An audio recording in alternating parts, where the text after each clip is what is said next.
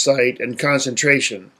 And there's a beautiful phrase in the Upanishads where it says that it appears the whole earth and all animals, everything is just in concentration, resting.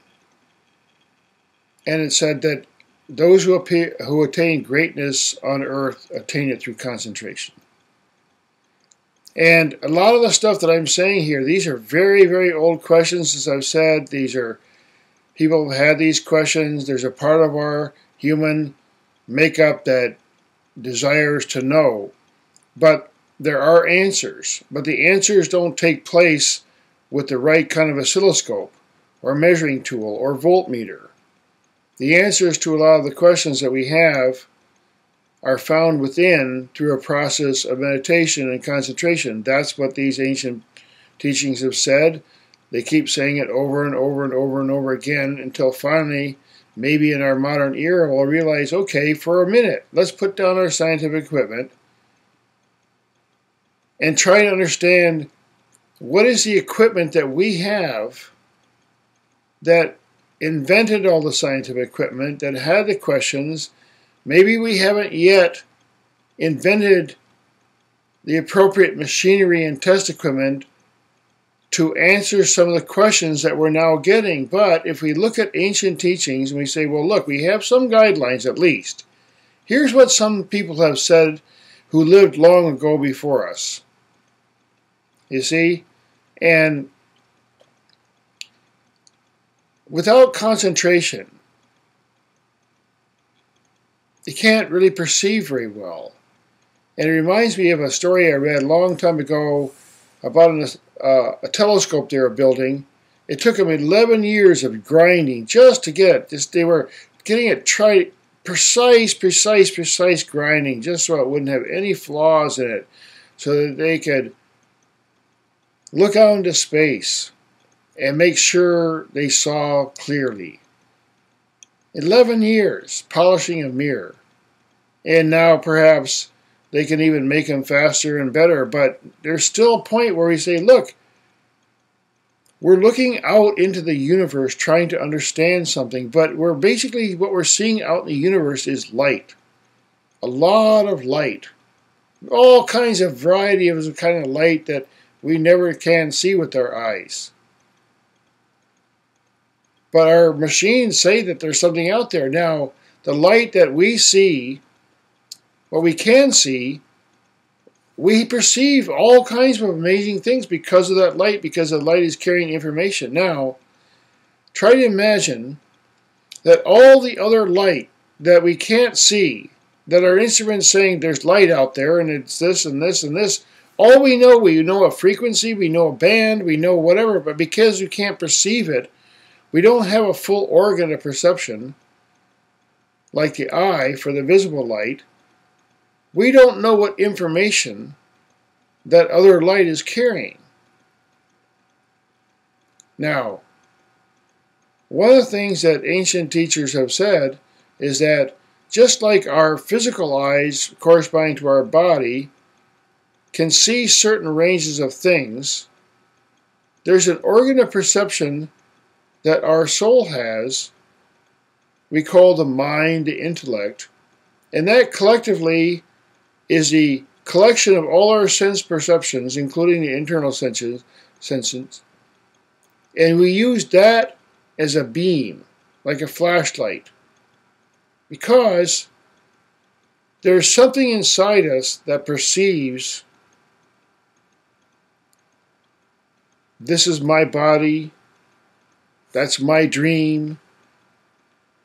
Who is this person, this being that's saying, that's my body, that's my dream, that's my thought? There's some beingness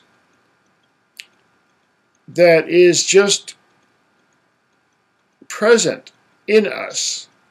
Before we had a name, before we had thoughts, before we had desires, before we had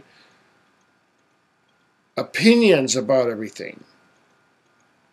So one of the techniques that ancient teachings say, if you want to have answers to your questions, legitimate questions, complicated questions about most profound things, First, to know who you are, look inside. Look within in a steadiness of inner perception. Once the inner awareness is understood, then everything else gets understood. But it's complicated. It's a vast universe. So, the joy of it is that we can perceive throughout our whole life and still be thrilled with discovery.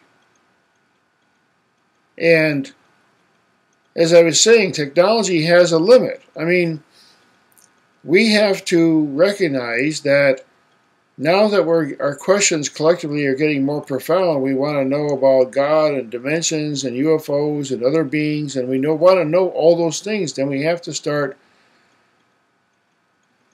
Sometimes we have to invent new machines and devices. Sometimes we have to just actually feel something within ourselves and recognize that the human body is a tremendous vehicle of perception. It's an obvious thing to say, but it's overlooked by most people.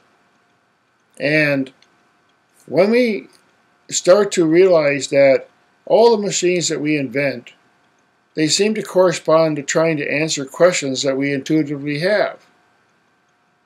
So we found DNA. That's a really big mystery. If you want to have a really incredible mystery to study, read a little bit about DNA. It's in everything, all the living things. What is it? It's just amazing stuff. Has all kinds of information, and 97% of it supposedly is the junk. Well, we don't know what it does. Well, it probably does something. We haven't realized it yet. And that leaves a lot of room for us all to discover. And in closing here, I know that one of the most important things that all these sages have said to people who said, okay, you want to know something? Okay, listen. Sitting, listening. Understanding. If you want to hear, like I said in the previous, if you want to hear the subtlest sound, then hear silence. If you want to know the subtlest light, then perceive the light within us, and all the other lights start to make sense. And I encourage people who watch my videos and playlists to be curious and to have an open mind and be reflective and be humble